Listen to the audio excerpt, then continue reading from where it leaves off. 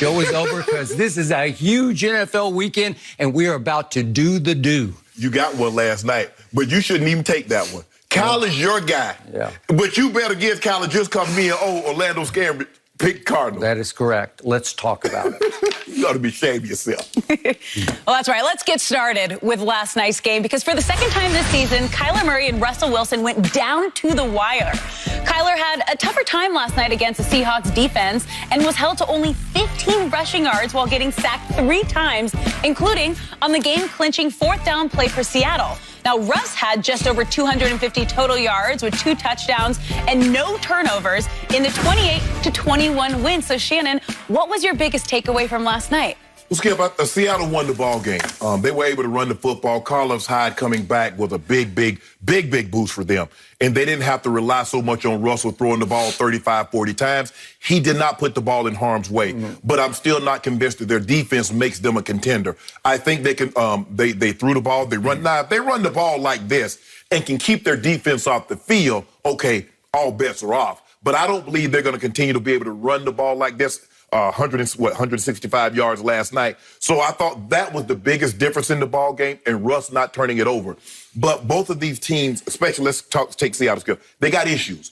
And the issue is that they do dumb things at the most inopportune times. Now I want to show you 2 plays that's happened in 2 different ball games that led to touchdowns. And when you get playoff times, these are the type plays that get you beat. They got them beat one time. They won the game last night. Now this is 3rd down.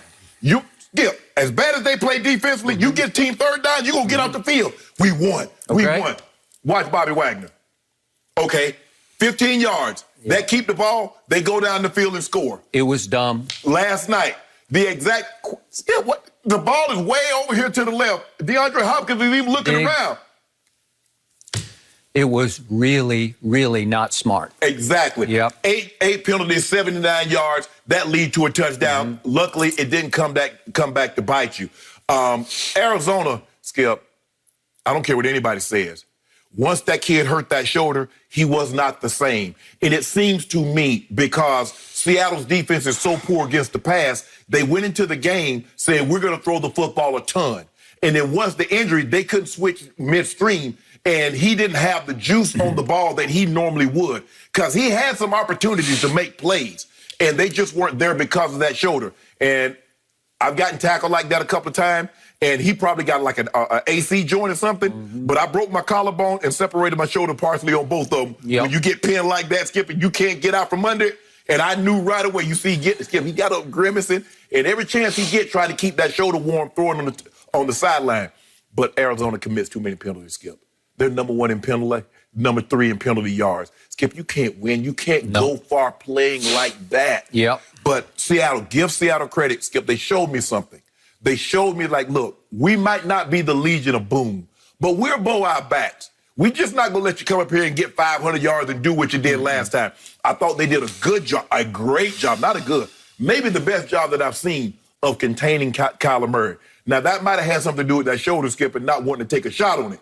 But for the most part, give Seattle credit. They won the game. It wasn't what Arizona didn't do. Yep. Maybe the shoulder played a little role, but I want to give Seattle credit last night. Okay. I'm going to get to my man Kyler in just a moment. But my biggest takeaway was what I tried to tell you and Orlando Scandrick yesterday, which is simply this.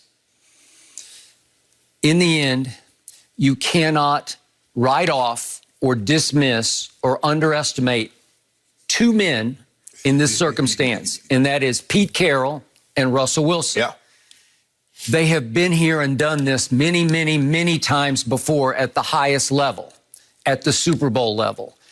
And you cannot underestimate the power of those 2 men on a Thursday night football game, national TV.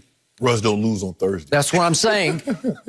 Against a division rival that's becoming your arch rival that had beaten you 2 straight times, once in Arizona in overtime and last year at the end of the year on this turf that we were watching last night, albeit with no fans in the stands.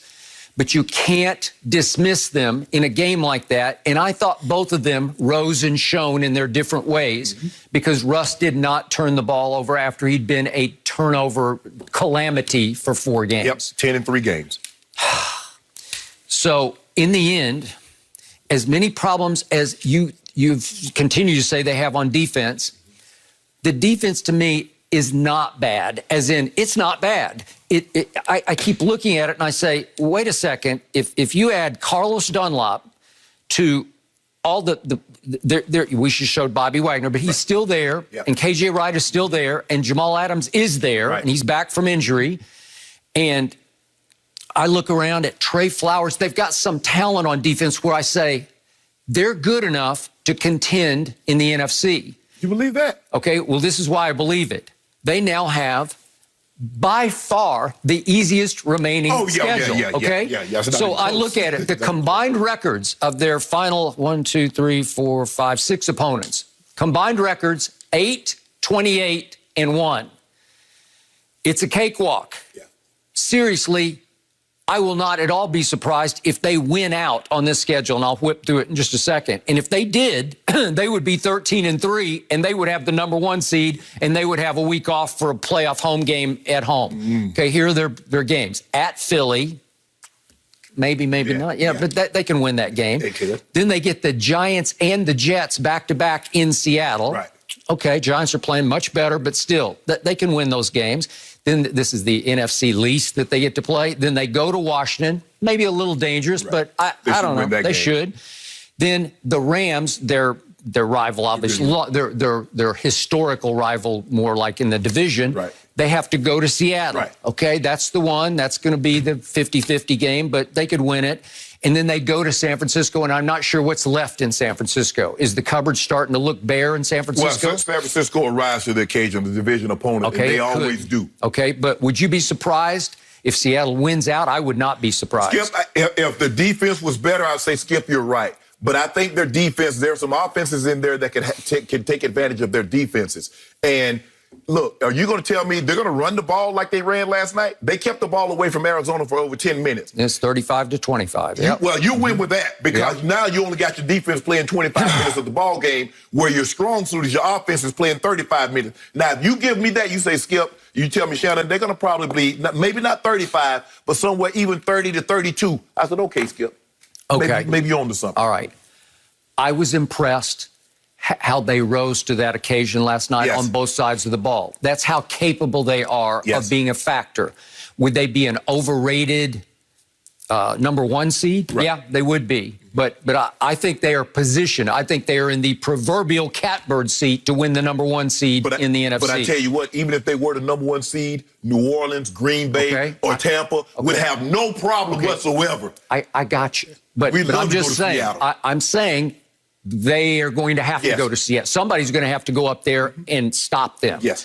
Okay, now back to the overriding takeaway of the night.